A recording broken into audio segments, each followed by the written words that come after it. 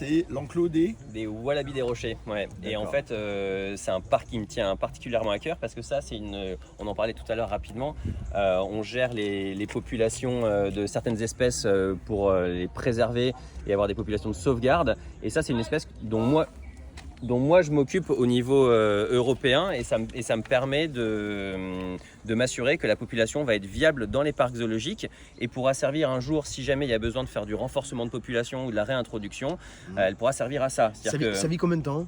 Ça vit une quinzaine d'années, entre 15 et 20 ans en parc zoologique. Dans la nature, ça vit un peu moins longtemps. Et on l'a vu là récemment avec les feux de forêt, de brousse en Australie, des populations qui sont relativement restreintes sur l'horaire de répartition peuvent rapidement partir en un feu. Et donc c'est là que prennent tout son sens. Et là, ici à Mulhouse, combien de Walibi?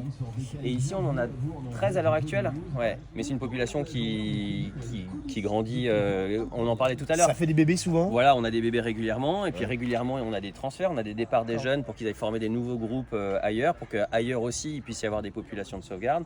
Et c'est comme ça, et c'est un vrai travail de communauté entre les différents parcs zoologiques pour réussir à mener notre mission de conservation. Alors justement, les kangourous, les Walibi et d'autres animaux restent combien de temps généralement dans un parc comme celui-ci? Ça reste 1 an, 2 ans, 3 ans?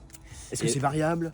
C'est variable en fonction des espèces, c'est-à-dire qu'on va avoir un groupe reproducteur, en général mâle, femelle, ou un mâle avec plusieurs femelles, en général c'est comme ça que ça fonctionne. Et puis après on va avoir tous les jeunes qui eux vont rester à peu près jusqu'à la maturité sexuelle. Et cette maturité sexuelle, elle va dépendre en fonction des espèces.